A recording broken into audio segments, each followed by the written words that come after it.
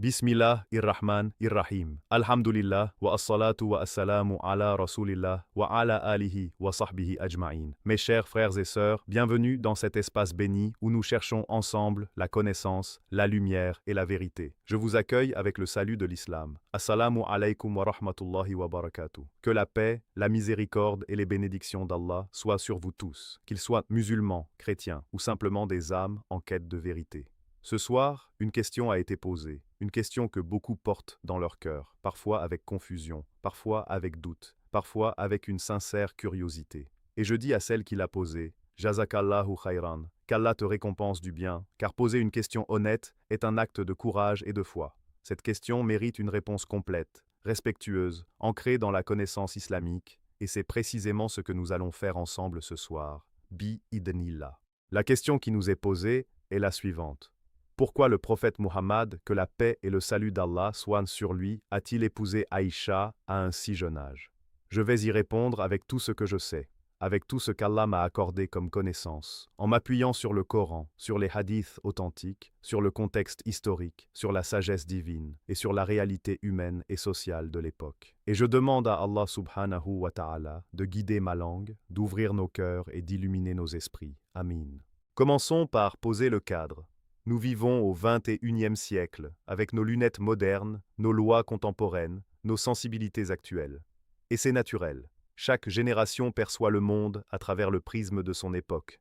Mais l'erreur intellectuelle, et je dis bien l'erreur intellectuelle, que l'on commet souvent, c'est de juger les événements du 7e siècle avec les standards du XXIe siècle. Ce n'est pas de la sagesse, c'est de l'anachronisme. Un historien sérieux, qu'il soit musulman ou non musulman, sait qu'on ne peut pas appliquer les normes d'aujourd'hui à la réalité d'hier. Et si nous appliquons ce principe à toutes les civilisations, à la Rome antique, à la Grèce ancienne, à l'Europe médiévale, à la Chine des dynasties, alors nous devons aussi l'appliquer à l'Arabie du 7e siècle. La justice intellectuelle l'exige. Maintenant, parlons des faits. Le mariage du prophète, que la paix et le salut d'Allah soient sur lui avec Aïcha radiallahu anha, est documenté dans les sources les plus authentiques de l'islam. Il est rapporté dans Sahih al-Bukhari et Sahih Muslim, les deux recueils de hadiths les plus fiables que possède l'humanité musulmane. Aïcha elle-même a rapporté de nombreux hadiths concernant ce mariage. Elle était la fille d'Abu Bakr as-Siddiq, le plus proche compagnon du prophète, que la paix et le salut d'Allah soient sur lui, le premier calife de l'islam, l'homme que le messager d'Allah a lui-même choisi pour diriger la prière lorsqu'il était malade. Ce mariage n'était donc pas un événement obscur, caché, honteux,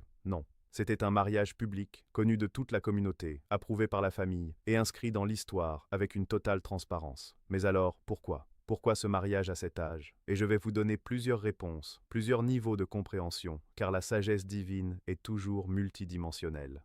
Le premier niveau de compréhension est le contexte culturel et historique. Dans l'Arabie du 7e siècle, et non seulement en Arabie, mais dans le monde entier à cette époque, le mariage précoce était la norme universelle. Ce n'était pas une exception islamique. Les Romains mariaient leurs filles dès l'âge de 12 ans. Les Européens chrétiens du Moyen Âge faisèrent de même. Les rois et empereurs du monde entier scellaient des alliances politiques à travers des mariages d'enfants. Même dans la Bible, on trouve des exemples de mariages qui, par les standards d'aujourd'hui, sembleraient précoces. Il n'existait pas, à cette époque de consensus mondial, sur un âge minimum pour le mariage. La puberté était généralement considérée comme le seuil de la maturité, tant physique que sociale. C'est une réalité historique que nul historien sérieux ne peut nier. Juger le prophète, que la paix et le salut d'Allah soient sur lui pour avoir suivi la norme universelle de son époque, c'est appliquer une injustice intellectuelle que l'on n'appliquerait à aucun autre personnage historique. Le deuxième niveau de compréhension est le niveau divin. Nous croyons en tant que musulmans que le prophète Muhammad, que la paix et le salut d'Allah soient sur lui, n'agissait pas par caprice personnel. Allah subhanahu wa ta'ala dit dans le Saint-Coran, Sourate An-Najm, versets 3 et 4. Il ne parle pas sous l'effet de la passion. Ce n'est qu'une révélation qui lui est inspirée. Wa ma yantiku anil hawa, in huwa illa wahyun yuha. Le prophète, que la paix et le salut d'Allah soient sur lui, était guidé par la révélation divine. Chacun de ces actes importants était sous la guidance d'Allah. Et si Allah, Al-Alim, le tout-sachant, a permis et béni ce mariage, c'est qu'il y avait une sagesse profonde derrière lui. Notre intellect humain, aussi développé soit-il, reste limité. Et Allah dit dans le Coran, Sourate Al-Baqarah, verset 216, « Il se peut que vous ayez de l'aversion pour une chose, alors qu'elle vous est un bien, et il se peut que vous aimiez une chose, alors qu'elle vous est mauvaise. Allah sait, et vous ne savez pas. » Asa an takrahu shay'an wa huwa khayrun lakum, wa asa an tuhibu shay'an wa huwa sharrun lakum. Wallahu ya'lamu wa antum la ta'lamun. Cette foi dans la sagesse divine n'est pas une fuite devant la raison. C'est au contraire l'expression la plus haute de la raison, celle qui reconnaît ses propres limites. Le troisième niveau de compréhension, mes frères et sœurs, est le niveau de la transmission de la connaissance islamique. Et c'est ici que se trouve peut-être la sagesse la plus évidente, la plus pratique, la plus extraordinaire. Aïcha, radiallahu anha, était jeune au moment de son mariage. Elle était donc jeune au moment du développement de la révélation. Elle a vécu avec le prophète, que la paix et le salut d'Allah soient sur lui. Elle a observé ses comportements privés, ses adorations nocturnes, ses manières à la maison, sa façon de traiter les gens, ses décisions dans les moments difficiles. Elle a tout vu, elle a tout entendu, elle a tout mémorisé. Et après le décès du prophète, que la paix et le salut d'Allah soient sur lui, elle a vécu encore pendant près de 45 ans. 45 ans pendant lesquels elle a enseigné à la Oumma, répondu aux questions des savants, transmis des milliers de hadiths, formé des générations entières de compagnons et de compagnes. Les savants islamiques estiment qu'environ un quart de la jurisprudence islamique, un quart de la charia, nous est parvenu grâce à Aïcha radiallahu anha. Pouvez-vous imaginer, si le prophète, que la paix et le salut d'Allah soient sur lui, avait épousé une femme plus âgée, celle-ci aurait vécu moins longtemps après lui. La transmission aurait été incomplète. Allah, dans sa sagesse infinie, a voulu que cette femme extraordinaire soit à la fois témoin, gardienne et enseignante de la sunna prophétique. Elle n'était pas simplement une épouse, elle était une institution de connaissance islamique. Le quatrième niveau de compréhension est le niveau humain et personnel. Comment Aïcha radiallahu anha elle-même voyait-elle sa vie? C'est là une question que peu de détracteurs se posent, et pourtant c'est peut-être la plus importante. Aïcha n'a jamais exprimé de ressentiment, jamais. Au contraire, tous les témoignages, y compris les siens, montrent une femme qui aimait profondément son mari, qui était fière de sa position, qui défendait avec ardeur le prophète, que la paix et le salut d'Allah soient sur lui lors des événements difficiles, comme l'affaire de l'Ifk, cette calomnie ignoble dont Allah lui-même l'a innocentée dans le Coran, Sourate An-Nur, verset 11. Allah subhanahu wa ta'ala a révélé des versets du Coran pour défendre l'honneur d'Aïcha. C'est un honneur qu'aucune autre femme dans l'histoire de l'humanité ne peut revendiquer. Des versets du livre saint, récités jusqu'au jour du jugement, proclamant son innocence et sa pureté. Est-ce le destin d'une victime? Non. C'est le destin d'une femme choisie par Allah. Et elle-même, dans ses derniers moments, a demandé à être enterrée près du prophète, que la paix et le salut d'Allah soient sur lui. Son amour pour lui était réel, profond, durable. Elle disait de lui, radiallahu anha, il était le meilleur des hommes, kana khayra an-nas. Comment peut-on ignorer le témoignage de celle qui est au cœur de la question? Le cinquième niveau de compréhension touche à la nature même du prophète Muhammad, que la paix et le salut d'Allah soient sur lui. Ses détracteurs utilisent parfois ce mariage pour tenter de ternir son image. Mais regardons l'ensemble de sa vie. Il a épousé sa première femme, Khadija radiallahu anha, alors qu'elle avait 40 ans et lui 25. Il est resté avec elle, fidèlement, pendant 25 ans, jusqu'à sa mort. Il ne s'est pas remarié de son vivant. Après sa mort, il a épousé plusieurs femmes, mais pour des raisons diplomatiques, sociales et humanitaires, pour protéger des veuves, pour sceller des alliances entre tribus, pour unifier la communauté musulmane naissante. Allah lui a accordé la permission d'épouser plus de 4 femmes dans un contexte spécifique, et cette permission était unique à lui. Sourate Al-Ahzab, verset 50. C'est un homme dont la vie entière était dédiée à Allah, à sa mission prophétique, à la guidance de l'humanité. Ces mariages n'étaient pas des actes de passion personnelle. Ils étaient des actes de politique divine. Permettez-moi aussi d'aborder la question de la maturité. L'islam prend la maturité au sérieux. Le prophète, que la paix et le salut d'Allah soient sur lui, a clairement établi que le mariage d'une personne doit attendre sa capacité physique et mentale. La jurisprudence islamique classique a toujours insisté sur le consentement, sur la maturité, sur la capacité à porter la responsabilité du mariage. Et même dans le cas d'Aïcha radiallahu anha, le mariage n'a été consommé qu'après qu'elle eut atteint la puberté. C'est un fait documenté par les hadiths eux-mêmes. Le prophète, que la paix et le salut d'Allah soient sur lui, a attendu. Il n'a pas précipité. Il a respecté le développement naturel de la personne. Et cela, mes frères et sœurs, est en soi un enseignement profond sur le respect et la considération qu'il portait à ses épouses. Je veux aussi m'adresser directement à nos frères et sœurs chrétiens qui regardent ce live ce soir. Je vous dis avec amour et respect, nous ne cherchons pas à vous blesser, nous ne cherchons pas à vous offenser. Nous cherchons ensemble la vérité. Et la vérité est que le prophète Muhammad, que la paix et le salut d'Allah soient sur lui, est l'être humain le plus minutieusement documenté de l'histoire.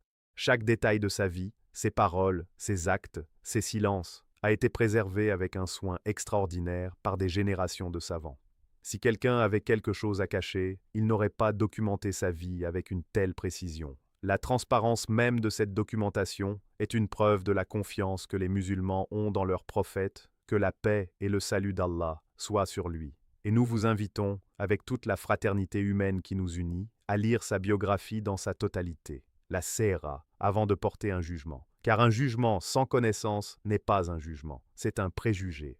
Et je veux que vous sachiez quelque chose d'important. Allah subhanahu wa ta'ala nous dit dans le Coran, Surat al-Hujurat, verset 6, « Ô vous qui croyez, si un pervers vous apporte une nouvelle, vérifiez-la. Ya ayyuha alladhina amanu in ja'akum fasikn binaba'in fatabayyanu. » La vérification, la recherche de la vérité, le refus de l'ignorance, ce sont des commandements divins dans l'islam. Et c'est pour cela que nous sommes ici ce soir, pour vérifier, pour comprendre, pour aller au-delà des slogans et des accusations superficielles.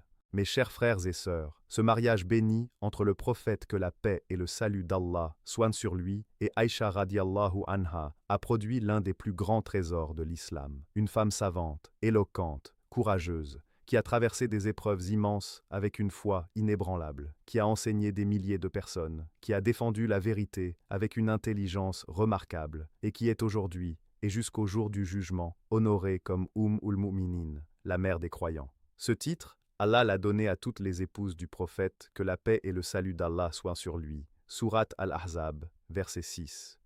Le prophète a plus de droits sur les croyants qu'ils n'en ont sur eux-mêmes, et ses épouses sont leurs mères. An-nabiyyu awla bil mu'minina min anfusihim wa azwajuhu ummahatuhum. La mère des croyants. Pensez à la grandeur de ce titre. Pensez à la dignité qu'il confère. Ce n'est pas le destin d'une personne opprimée, c'est le destin d'une personne élevée par Allah au rang le plus noble. Je terminerai cette première partie en vous disant ceci. L'islam n'a pas peur des questions. L'islam n'a pas peur des débats. L'islam n'a pas peur de l'examen intellectuel, car l'islam est la vérité, et la vérité résiste à toutes les tempêtes. Allah dit dans le Coran, Surat al-Isra, verset 81, « La vérité est venue, et le faux s'est évanoui. En vérité, le faux est destiné à s'évanouir. Wa qul ja'a al-haqqu wa zahaka al-batil.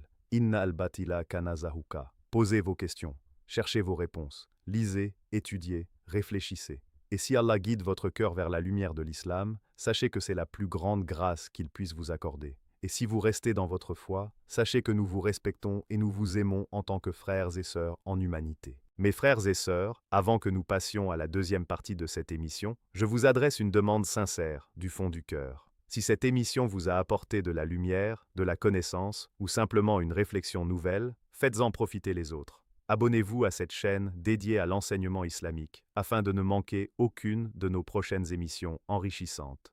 Likez cette vidéo pour qu'Allah vous récompense de chaque clic comme d'une bonne action. Partagez-la avec vos proches, vos amis, votre famille, vos collègues, musulmans ou non, car peut-être que cette vidéo sera la cause de la guidance de quelqu'un. Et dans les commentaires, écrivez ces deux mots puissants, Allahu Akbar, Allah est le plus grand.